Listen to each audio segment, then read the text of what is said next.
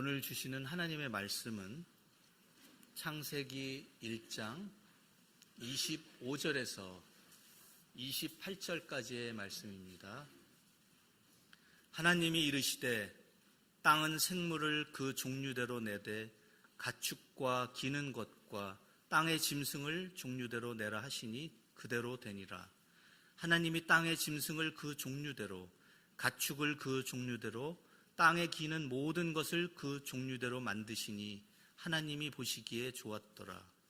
하나님이 이르시되 우리의 형상을 따라 우리의 모양대로 우리가 사람을 만들고 그들로 바다의 물고기와 하늘의 새와 가축과 온 땅과 땅에 기는 모든 것을 다스리게 하자 하시고, 하나님이 자기 형상 곧 하나님의 형상대로 사람을 창조하시되 남자와 여자를 창조하시고, 하나님이 그들에게 복을 주시며 하나님이 그들에게 이르시되 생육하고 번성하여 땅에 충만하라. 땅을 정복하라. 바다의 물고기와 하늘의 새와 땅에 움직이는 모든 생물을 다스리라 하시니라. 아멘. 잠시 기도하겠습니다. 하나님, 저희가 하나님의 말씀 앞에 귀를 기울입니다.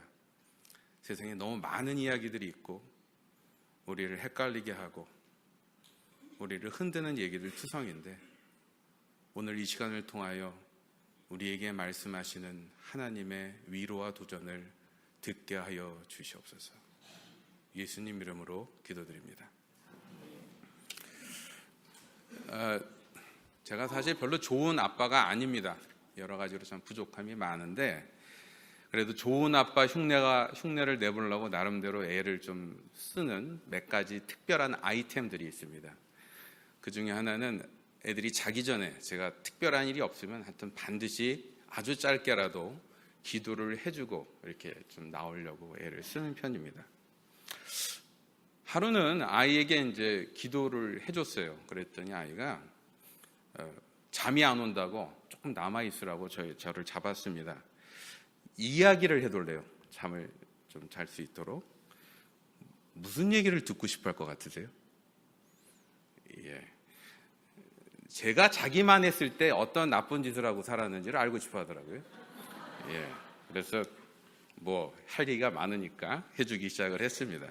그래서 중학교 때로 이제 인도를 시작을 했죠.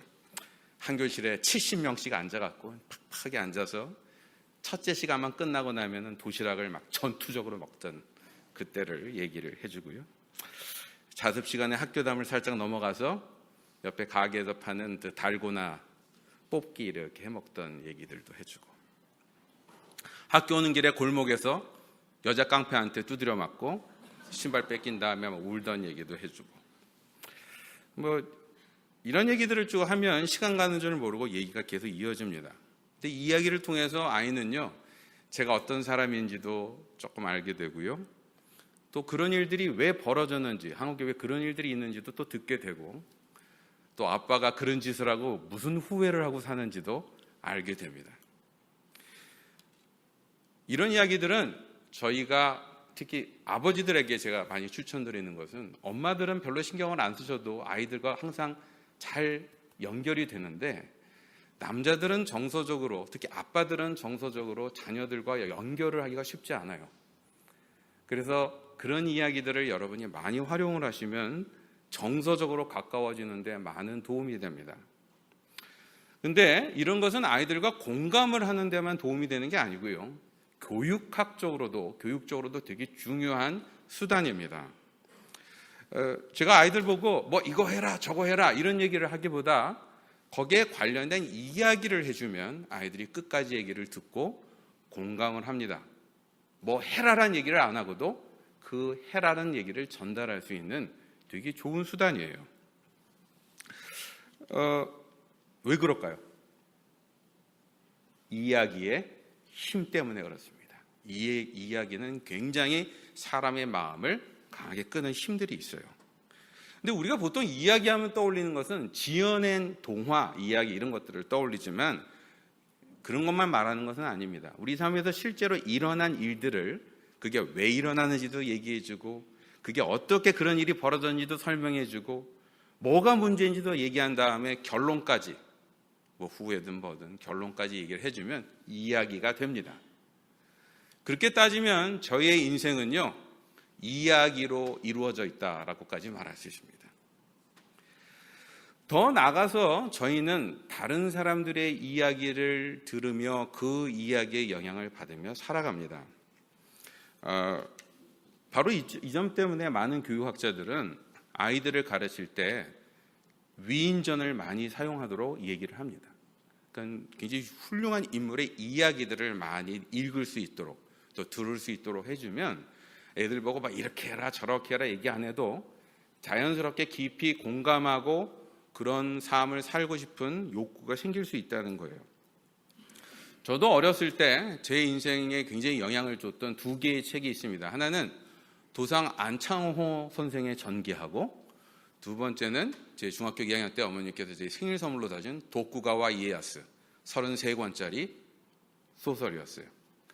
사실 저는 그 이야기들을 통해서 굉장히 많은 것을 배울 수 있었고, 지금까지도 제 사고방식이나 사람을 보는 관점에 그 이야기들이 주는 영향력이 남아있는 것을 느낍니다. 이야기는 그 정도만 영향을 미치는 게 아니고요. 우리가 어떤 결정을 할 때도 영향을 미쳐요. 결정을. 최근에 좀 슬픈 일이 하나 있었죠. 한국의 전 대통령 중에 또 다른 한 분이 구속되셨는데 그 비리 혐의로 이명박 대통령이라고 여러분 잘 아실 것입니다. 근데 이분이 대통령이 된 배경을 여러분 아마 떠올리실 수 있을 거예요. 야망의 계절이라는 드라마가 있었습니다. 거기에 우리 유인천 선생님께서 나오셔서 이명박 역을 너무 멋있게 하셨어요.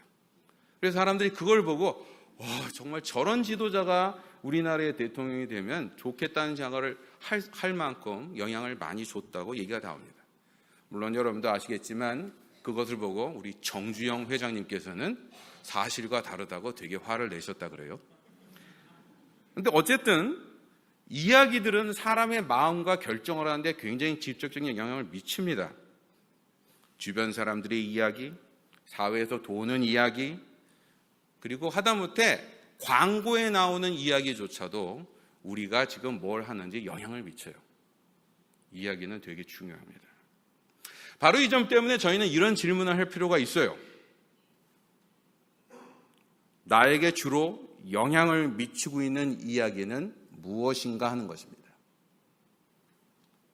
지금 여러분은, 저는 어떤 이야기를 주로 접하며 살고 있는가?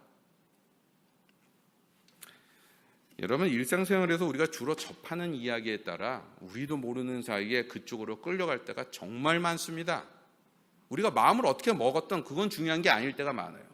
그 이야기 때문에 좌지우지 되죠. 예를 들어서 내 주변에서 주식으로 돈 번 사람 얘기를 계속 들어보세요. 무슨 마음이 생기죠? 막 주식시장에 대한 불타는 열정들이 일어납니다. 투자하고 싶죠. 뉴스에서 맨날 사고 나는 얘기만 들으면 우리가 어떤 생각이 들죠? 길거리에만 나가도 우리 애가 차에 치여 죽을 것 같아서 함부로 내보내지도 못합니다. 무서워요. 이야기는 우리를 그렇게 두렵게도 만들기도 합니다. 바로 이 때문에 마이클 고힌이라고 하는 크리스천 학자는 우리 현대인의 삶을 이렇게 표현해요. Battleground of the story. 바로 이야기의 전쟁터입니다. Battleground of story. 이야기의 전쟁터. 사방에 이야기들이 있고요. 그 이야기들이 나름대로의 방법으로 내 이야기가 맞아, 내 얘기를 따라가, 이것이 정답이야, 이렇게 하면 행복해, 이런 얘기를 막 쏟아내고 있고, 우리는 그 얘기에 쫓아가기도 하고 밀리기도 하고 반박도 하면서 살아가고 있다는 거예요. 어떤 얘기들이 있겠죠? 정치인들이 눈구렁이처럼 주장들도 이야기들이에요. 미디어가 열심히 광고하는 내용들도 이야기들입니다. 학교에서 시험을 쳐가면서까지 외우도록 만드는 것들도 이야기들이에요. 하다못해 옆집의 사람들이 나에게 소근소근거리면서 전해주는 소문조차도 이야기들입니다. 그 모든 이야기들이 우리 주변에서 이게 답이야, 이걸 따라해 라고 말하고 있다는 거예요. 근데 마이클 고힌은 이러한 이야기들이 겉으로 보기엔 그냥 보통 이야기, 재미있는 이야기, 그냥 이야기라고 생각되는데 그 얘기를 좀 더 깊이 따져보면 우리의 신앙을 뒤흔들거나 우리가 추구하고 우리가 따라가고 싶어하는 신앙의 가치와 반대되는 얘기들이 너무 많다라는 것을 지적합니다. 예를 들어서 많은 사람들이 텔레비전에 나와서 자기의 성공담을 얘기하고 하는 얘기들을 이렇게 들으면 우리가 대단하다 얘기를 하죠. 그런데 종종 그런 얘기들 속에는 이런 메시지가 포함되어 있을 때가 많아요. 여러분, 모든 게 다 중요한 건 인정하겠지만 결국 돈이 최고예요. 이 얘기를 열심히 하고 있을 때도 많아요.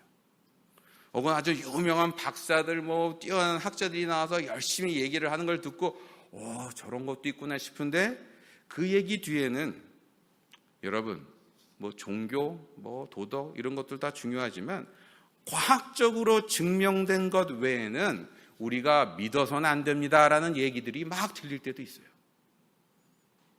혹은 사람들이 성공을 통해서 권력을 쥐고 특히 유명해진 사람들 얘기를 들으면 되게 훌륭하구나라는 생각들을 들지만 사실 그 얘기의 뒷면에는 여러분, 희생, 고난, 양보 다 필요 없습니다.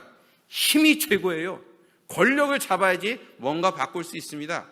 이 얘기를 하고 있을 때도 많다는 거예요.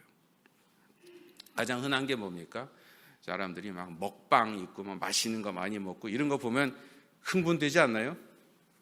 전 되게 좋아합니다. 먹방 프로그램 너무 좋아해요. 근데 그 프로그램에도 메시지가 있습니다. 이야기요. 뭐요? 내 당장의 욕구, 입맛을 맞춰 살면 행복이 보장된다 하는 거예요.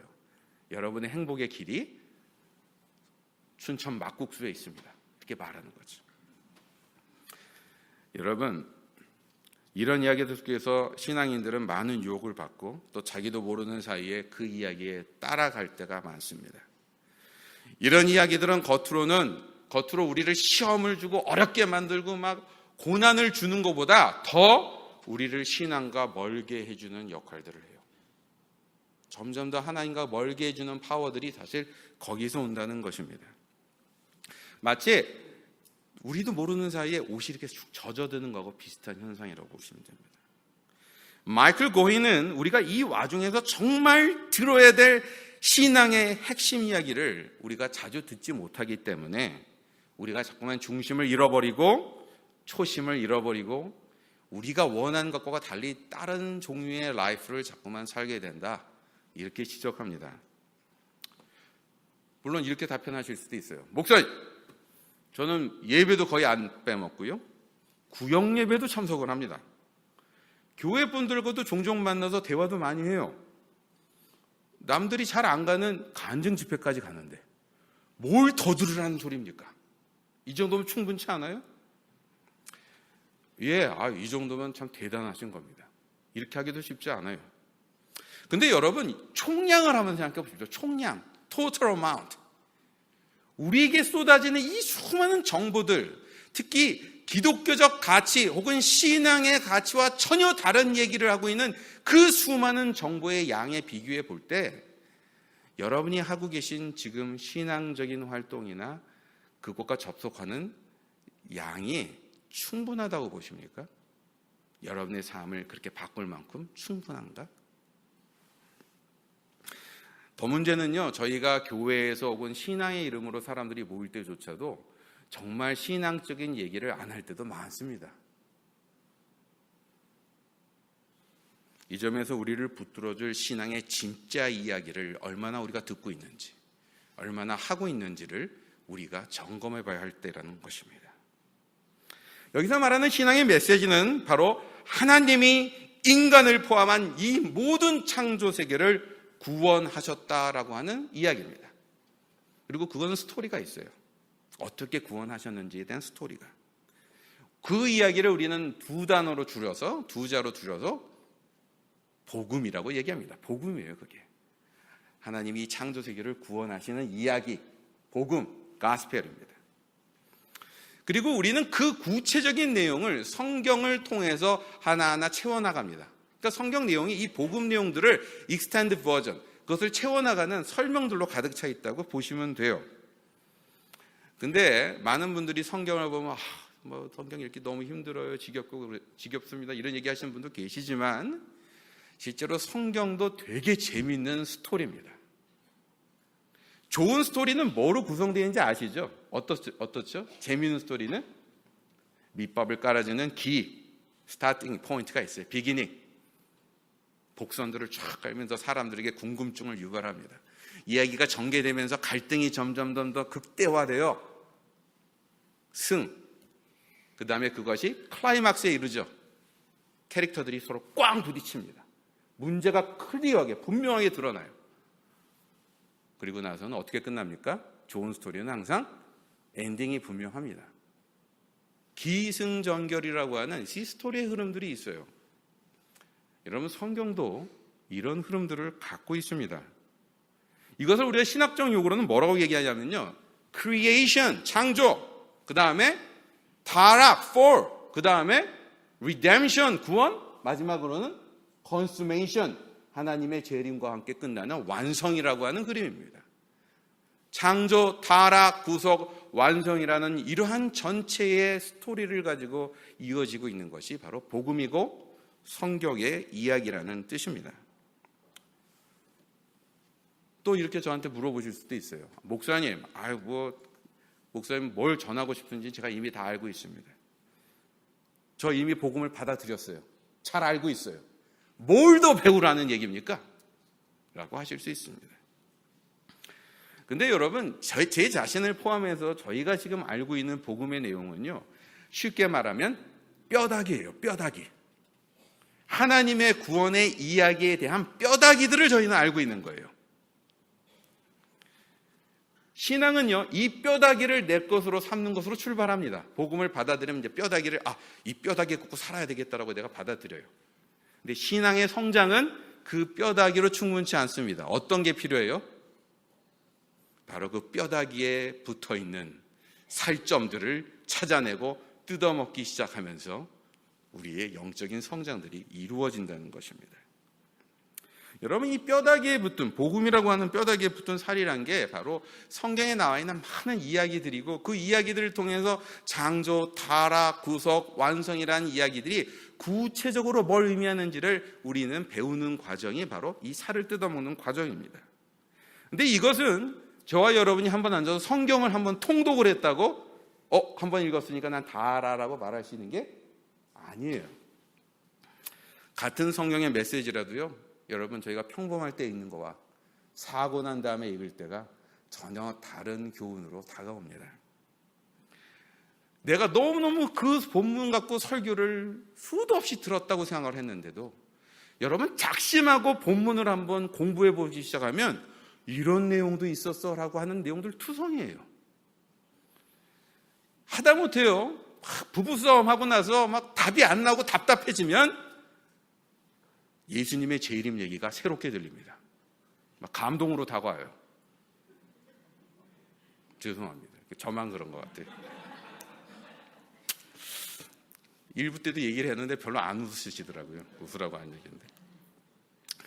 여러분, 성경은요, 이 전체의 기승전결이라고 하는 큰 스토리를 통해서 저희가 그동안 놓치고 있었던 새로운 지혜를 보여주고요, 저희가 전에는 눈치도 채지 못했던 새로운 활력들을 경험하고요, 전에는 있었는지도 모르는 그러한 희망들을 보게 합니다.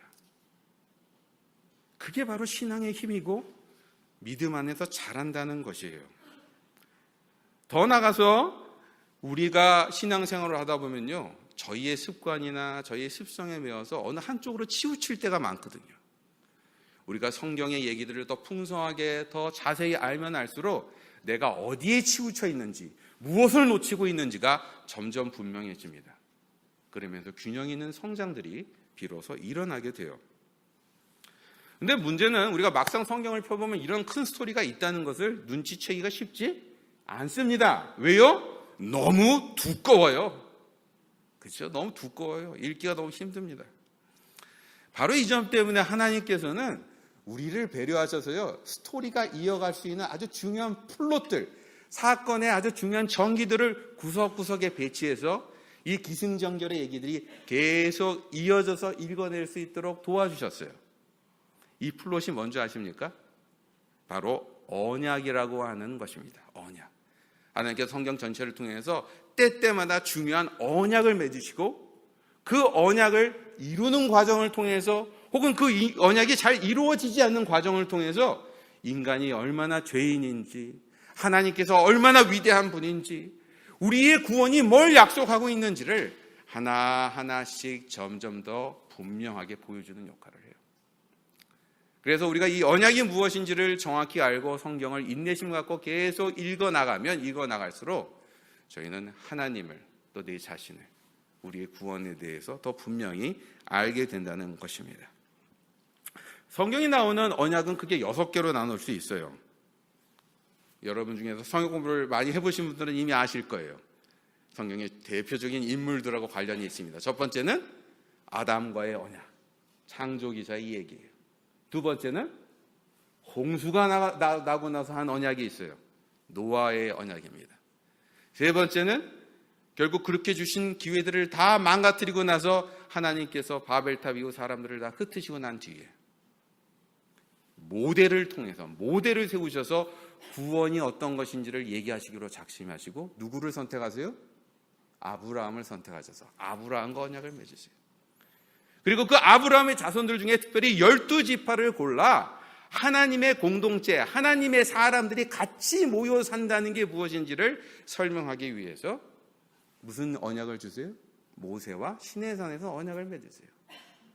그리고 나서 그렇게 해서 그렇게 해서 이루어진 가나안 땅의 정복을 통해 왕국이 섰을 때, 비록 모순투성이었고 한심한 그런 왕이었을지 몰라도 그 다윗의 왕가의 자손을 통하여 하나님의 영원한 왕을 주시겠다고 하는 언약을 맺으세요.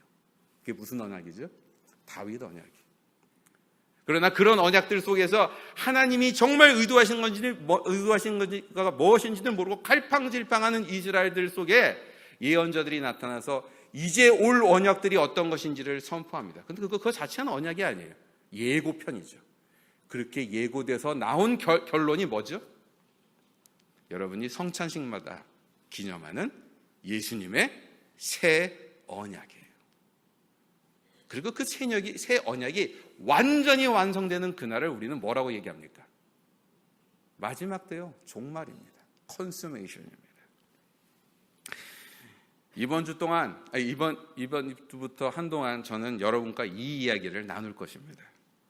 이를 통해서 우리의 신앙 여정에서 우리가 항상 가장 가까이 두어야 될 핵심 이야기들을 저는 여러분이 한번 정리해 보시길 부탁드립니다.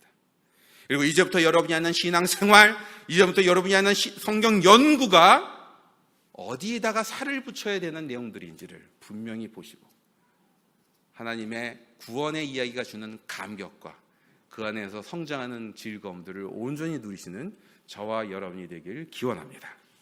오늘 첫 번째 얘기는 창조 얘기입니다. 아담과의 언약이에요. 이것은 복음의 기초에 해당됩니다. 여러분, 죄 얘기하려고 그러면, 은혜 얘기하려고 그러면 창조 얘기 안 하고서는 아무 얘기도 되지 않아요. 왜? 하나님께서 창조하셨고 하나님께서 원래 창조를 어떻게 하셨는지가 전제되지 않으면 우리가 왜 이걸 갖고 지금 있는 현상을 갖고 문제라고 얘기하는지, 이 문제를 어떻게 풀어야 되는지에 대한 설명을 할 수 없기 때문입니다. 근데 놀라운 것은 여러분 성경에 보시면 창조에 관한 내용이 되게 적게 나와요. 가장 중요한 텍스트가 어디죠? 창세기 1장부터 3장의 내용들이에요. 그리고 나면 시편에 보면 우리가 창조 시편이라고 부르는 몇 개의 시편들, 하나님의 창조 얘기가 나오는 시편들이 나오고 그 외에는 직접적으로 창조 얘기가 그렇게 많이 등장하지 않아요. 이렇게 중요하다는데 어떻게 이룰 수가 있죠? 근데 키는 뭐냐면 우리가 지금 보겠지만 창조의 메시지들이 있고 그 메시지들은 실제로 어느 한 곳에 몰려있지 않고 성경 전체의 구석구석에 숨어 있습니다. 그래서 여러분이 성경을 깊이 연구하면 할수록 창조가 무엇인지, 하나님께서 창조를 통해서 뭘 원하시는지, 창조를 통해서 약속된 것이 무엇인지가 점점 분명하게 나오게 돼요. 오늘 본문을 보시면 하나님께서 뭐라고 나오시죠? 세 가지 얘기가 나옵니다. 첫 번째는 하나님이 세상을 어떻게 만드셨다고요? 보기 좋도록 만드셨다라는 얘기가 나와요. 창조가 원래 되게 좋게 만들어졌다는 것입니다. 두 번째는 무슨 얘기를 합니까? 인간이 우리의 형상, 삼위 하나님의 형상대로 만들어졌다라고 하는 얘기가 나옵니다. 세 번째는 무슨 얘기가 나옵니까? 우리 인간들에게 이 모든 세계를 다스릴 임무를 주셨다 하는 이야기들이 나옵니다. 자, 첫 번째 25절을 보면 하나님께서는 땅의 짐승, 가죽, 땅에 기는 모든 것들을 종류대로 만드셨다 이렇게 말합니다. 쉽게 말하면 이 모든 창조물들이 누구 손에 달려 있다고요? 창조주 하나님 손에 달려 있다. 근데 여기서 중요한 것은 하나님께서 그냥 막 만드시지 않았다라는 것입니다. 이 모든 창조의 하나님의 피조물들이 어떻다고요? 원래 되게 좋더라, 괜찮았다, 멋지다, 최고다 하는 얘기들을 하고 있는 거예요. 제가 이렇게 얘기하면 여러분 감이 오십니까? 우리 주변을 한번 둘러보십시오. 괜찮은 게 뭐가 있어요? 자연이요? 뭐 자연의 위대함을 얘기할 때도 있지만 수많은 사람의 목숨을 빼앗아가는 쓰나미 같은 걸 보면서 여러분 자연이 좋다고 우리가 얘기할 수 있습니까? 알카이다 같은 거 떠올려 보세요. 어떻게 사람을 이렇게 끔찍하게 죽이고 파괴할 수 있어요? 저 사람들한테 좋은 게 있다고요? 어떻게 얘기할 수 있죠? 하다못해 내 주변에 내가 정말 의지하고 친하게 지내는 친구가 나를 배신하고 뭐 문제라도 만들면 사람 그러면 입에서 거품 나와요. 좋다고요? 뭐가 좋다는 거예요 도대체? 여러분도 아다시피 우리의 현실은요, 창조에 의해 만들어진 죄 때문에 사실 좋지 않습니다. 끔찍해요. 아파요. 고통스럽습니다. 그럼에도 불구하고 분명한 것은 하나님께서 우리에게 주어진 모든 창조들 근본에는 무엇이 있다고요? 아름다운 것, 선한 것, 최고의 것들이 있다는 것입니다. 바로 이 때문에 그리스도인들은 항상 세상을 보면서 소망을 잃지 않아요. 가장 끔찍한 사건과 가장 흉측한 인간을 보면서도 저희는 그 사람에 대한 기대를, 가능성을 포기하지 않는 것입니다. 왜요? 하나님께서 창조를 원래 좋도록 만드셨기 때문에. 그 기초가 남아있기 때문입니다. 특히 오늘 본문은 이 창조 때 만들어진 여러 가지 아이템 중에서 한 가지에 되게 계속해서 강조하는 포인트들이 있어요. 여러분 26절을 보십시오. 하나님은 인간을 어떻게 만드셨다고 나옵니까? 우리의 형상대로라는 표현이 나와요. 복수입니다. 하나님께서 만드셨다 이렇게 안 나오고 우리의 형상대로. 성경 공부를 좀 해보신 분들은 다 벌써 이 눈치를 채셨을 거예요. 이게 무슨 얘기를 하죠? 삼위 하나님, 성부, 성자, 성령께서 같이 협력하시고 같이 움직이시는 그 삼위 하나님이 같이 창조에 참여하셔서 이렇게 만드셨다. 이 말을 하고 있다는 거예요. 바로 이 점 때문에 인간은요, 항상 협력과 조화를 추구해야만 되도록 만들어졌다는 것을 의미합니다.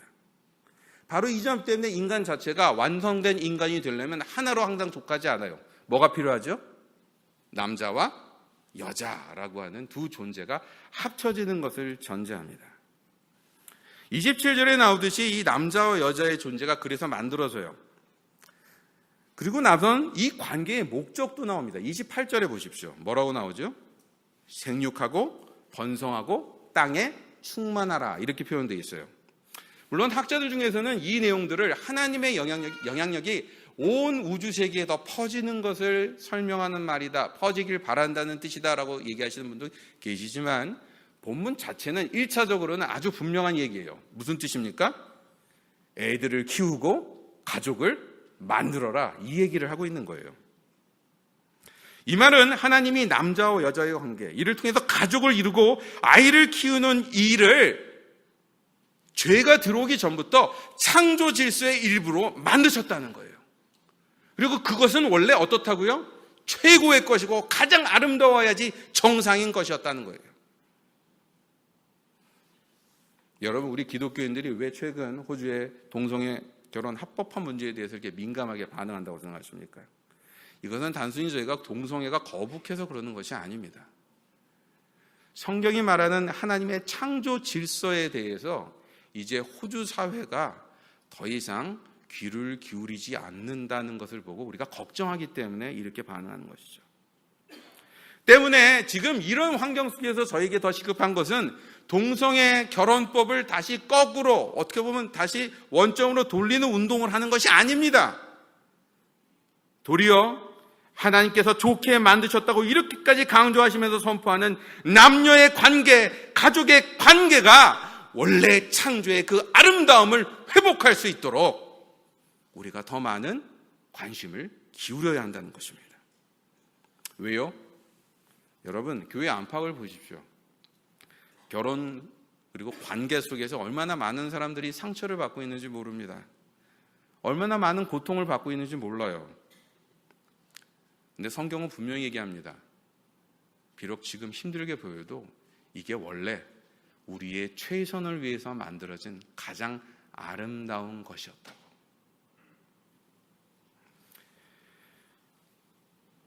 여러분, 창조세계 안에는 창조주께서 처음부터 우리에게 최선의 것으로 주신 것들이 생각보다 많습니다. 이 자연도 그렇고요, 남녀 관계도 그렇고 가정도 그렇습니다. 이것이 비록 우리의 머리를 아프게 하고 힘들게 하고 포기하게 만들고 싶고 완전히 버리게 하고 싶게 할지라도 우리는 이것이 원래 가졌던 필요성, 가능성, 아름다운 면들을 포기해서는 안 된다는 것입니다. 왜요? 하나님께서 원래 최선의 것으로 만드셨기 때문에. 다른 사람들은 몰라도 이 하나님의 창조의 의도를 알고 있는 저희라면 이 소망을 다시 살리기 위해서 다시 시작해야 한다. 이것을 오늘 본문은 말하고 있는 것입니다. 바라기는 인간과 사회를 보면서 비관과 분노가 더 앞서기 쉬운 이 시대에 하나님께서 구석구석에 심어놓으신 그 선한 것을 바라보며 소망을 포기하지 않고 사랑을 포기하지 않고 관계를 포기하지 않는 저와 여러분이 되시길 주님의 이름으로 기원합니다. 두 번째 메시지는 26절에 나오듯이 우리가 그냥 존재가 아니라 어떤 존재라고요? 하나님의 형상대로 지음받은 존재다. 문제가 있습니다. 왜요? 하나님이 형상이 없으시잖아요. 겉으로 어떤 형상이 있는 분이 아니에요. 바로 이 점 때문에 본문이 말하고자 하는 것은 우리가 하나님의 어떤 눈, 코, 입이 닮았다 이 얘기를 하는 것이 아니라 하나님의 본질 중에서 우리가 받은 것, 나누고 있는 것이 있다 이 얘기를 하는 또 다른 표현입니다. 이 말은요 무슨 뜻이냐면 저와 여러분이 그냥 보기 좋은 수준이 아니라는 거예요.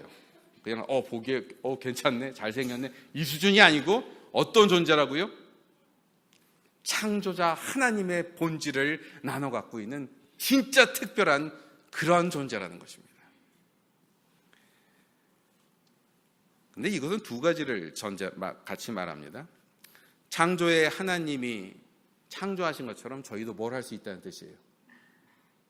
창조의 능력을 갖고 있다는 뜻이에요.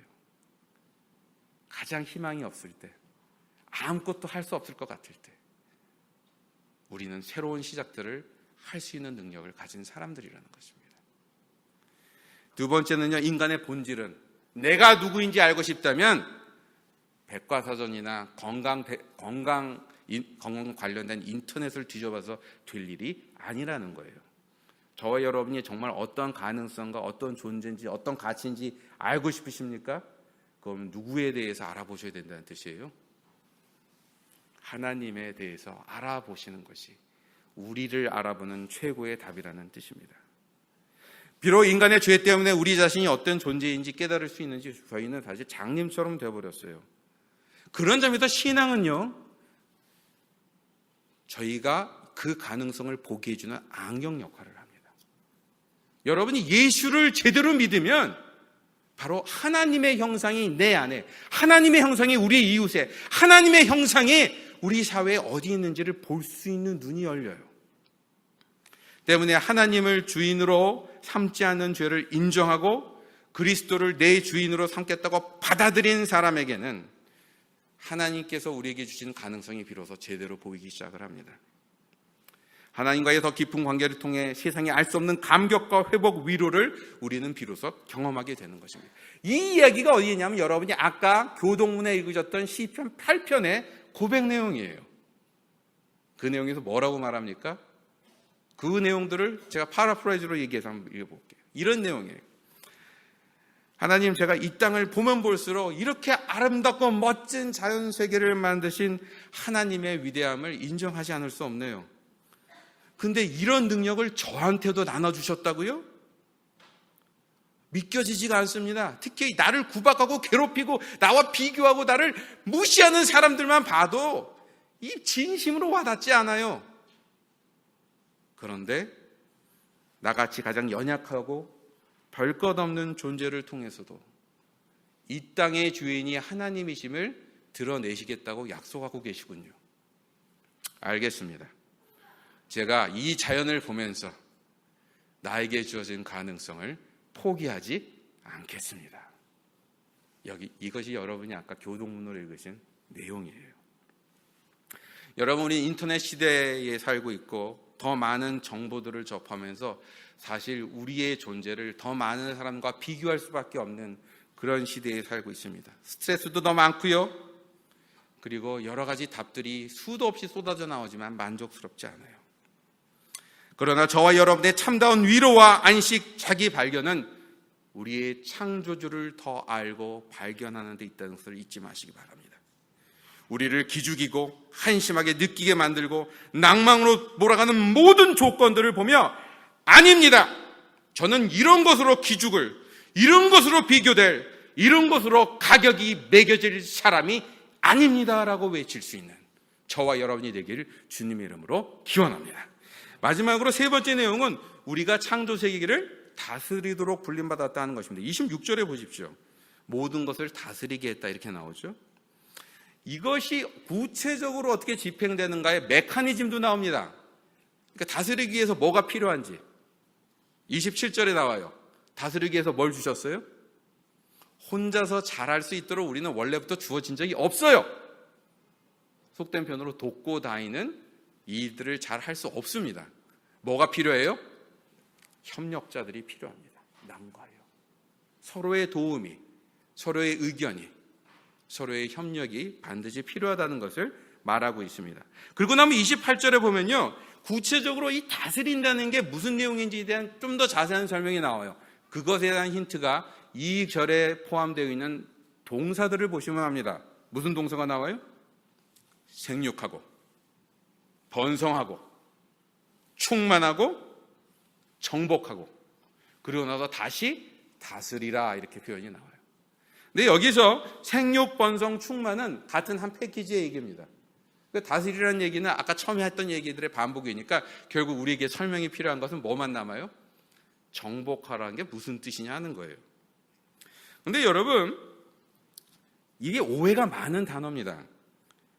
사실 14세기 이후에 유럽인들이 세계를 정복하기 시작하면서 이 구조를 가지고 자신들이 아무데나 깃발 꽂고 그것을 정복하는 것이 하나님의 뜻이라고 주장하는 사람들도 있었어요.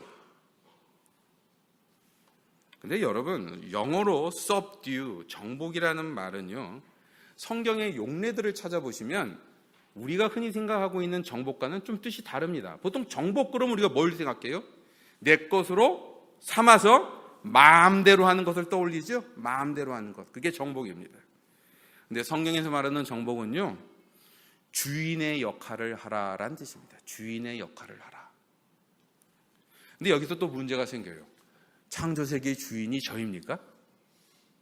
저희가 아니잖아요. 창조세계의 주인은 창조주 하나님이십니다. 그렇다면 주인 역할을 하라는 뜻이 무슨 뜻이겠어요? 우리에게 주어진 사명은 이제부터 네 것이니 마음대로 하라 이 뜻이 아니라 주인의 뜻에 따라 주인 같은 마음으로 관리해라 이런 뜻이 되는 것입니다. 이게 정복하라는 얘기의 뜻이에요. 여기에는 두 가지 조건이 달립니다. 하나는 저희가 진짜 주인이 아니기 때문에 여러분 잘 관리하려면 뭐가 필요해요? 주인이 무슨 생각을 하는지를 자꾸만 알아야만 우리는 그것을 잘 관리할 수 있습니다. 바로 이 때문에 창세기 2장부터 나오는 창세기의 두 번째 스토리에 보면요, 하나님께서 주신 그 정복이라고 하는, 다시 말해 이 땅을 에덴 동산을 중심으로 관리하는 아담과 하와가 어떤 식으로 관리해야 되는지 조건이 나와요. 어떻게 하라고요? 선악과를 따먹지 말하라 하는 것입니다. 우리가 보통 선악과 얘기가 나오면 뭘 자꾸만 떠올리냐면 애플 이렇게 딱 떠올리고 사과를 먹었냐 말았냐 이런 거 갖고 되게 신경을 쓰지만 사실 이 스토리의 핵심은 딴 데 있어요. 여러분도 알다시피 하나님이라면 굳이 선악과를 만들 이유가 있을 거라고 생각하십니까? 그냥 그런 문제거리를 애시당초 없애버리시면 되지 않아요? 근데 왜 굳이 그 많은 것을 다 먹을 수 있도록 허락해 놓고 나서 그 하나 가지고 못하도록 하셨냔 말이에요. 이것은 바로 우리의 순종, 우리가 하나님의 뜻에 따라 산다는 것이 바로 우리의 삶의 중심이 되어야 되는 것을 말하기 위해서 나온 것입니다. 비록 내가 다 납득하지 못하거나 내 욕심과 맞지 않는 내용이라고 할지라도 하나님 말씀에 순종하고 사는 것, 창조자의 지혜에 귀를 기울이고 사는 것 외에는 우리가 이 땅을 제대로 감독하고 관리하고 누릴 수 있는 방법이 없다, 이 얘기를 하고 있는 거예요. 우리가 어떤 존재이기 때문에요? 때로는 저희는 저희가 갖고 있는 본성까지도 다 까먹으면서까지 저희 자신을 망치는 일들을 너무나도 자주 하는 사람들이기 때문에 그렇습니다. 두 번째 조건은요, 다스림의 모델이에요. 우리가 주인의 청지기로 살아간다면 주인이 다스리는 모습을 쫓아가야지 정상이 아니겠어요? 주인께서 이 땅을 어떻게 다스렸다고 알고 계십니까? 여러분, 우리가 이걸 떠올리면 구약을 떠올리시면서 무서운 하나님, 벌 주시는 하나님을 떠올릴지 몰라요. 그러나 하나님께서 이 땅을 다스리시는 가장 중요한 방법은요, 십자가의 모델을 통해서 다스리셨다는 것입니다. 어떤 거요? 자신의 가장 귀한 것은 희생시키면서까지 우리를 사랑하시며 관계하셨다는 거예요. 만약에 우리가 이 모델들을 우리의 관계, 우리의 부부 뭐든 간에 학교든 사회든 하다못해 자연 환경을 대할 때조차도 이런 태도로 우리가 관리한다면, 다스린다면, 정복한다면 무슨 일이 일어날 거라고 여러분 생각되십니까? 아마 지금 우리가 고민하는 생각보다 많은 문제들이 애시당초 문제가 안 될 확률이 높습니다. 현실은요, 우리는 하나님 말씀에 순종하지 않습니다. 자기 희생에 사랑은커녕 내 밥그릇 챙기는데 더 허겁지겁 살고 있어요. 바로 이것 때문에 우리는 하나님께서 주시는 다스림의 사명을 제대로 감당할 수 없습니다. 그래서 주인은 고사하고 우리의 실제 모습은 어떠냐 하면 이 세상 돈, 권력, 사람들의 비교치에 치여 그런 것들의 노예로 살고 있어요. 주인이 아니라 노예로. 바라기는 우리 안에 참다운 주인됨을 회복하시는 저와 여러분이 되길 원합니다. 하나님 말씀에 항상 주파수를 맞추시고 엉터리 주인 행사라는 세상을 향해 진짜 주인이 누구인지를 선포하시는 저와 여러분이 되길 원합니다. 결론입니다. 이러한 내용은 우리가 구원 얘기, 성경의 전체 스토리 중에 첫 번째 파트, 그 기초를 얘기하는 부분이었습니다. 흑백 논리로 잘라부르기에는 소망을 포기할 수 없는 이 아름다운 좋은 창조를 여러분 포기하지 마시라는 것입니다. 세상의 기준이 아니라 하나님을 만나야 내가 누구인지를 알 수 있다는 것을 우리가 붙들어야 한다는 것입니다. 그리고 주인다운 책임을 제대로 감당하기 위해서 창조자의 지혜에 끊임없이 귀를 기울이는 그러한 결단이 필요하다는 것입니다. 굉장히 많은 내용을 다루었죠? 안타깝게도 여기까지도 역시 뼈다귀입니다. 창조의 이야기는 이것보다 더 풍성하고 감격적인 이야기들로 가득 차 있어요. 다음 주에는 저에게 필요한 두 번째 파트들을 얘기를 해나갈 것입니다. 노아의 이야기, 아브라함의 이야기, 모세, 다윗 이야기. 이 이야기들을 통해서 우리는 세상의 그 어떤 드라마도 보여주지 못하는 우리를 감동시키고 우리를 울리고 우리를 새롭게 하고 우리를 다시 한번 살리게 하시는 그 하나님의 인도하심의 경험들을 누리실 수 있기를 주님의 이름으로 기원합니다. 이 시간 다 같이 눈을 감으시고 오늘 말씀 중에 여러분 각자에게 나에게 도전하시는 하나님의 음성과 도전들을 한번 생각해 보시고 우리에게 필요한 결단들이 있다면 결단해보며 이 시간 조용히 기도하길 원합니다. 잠시 조용히 각자 기도하시겠습니다. 하나님 아버지 감사합니다.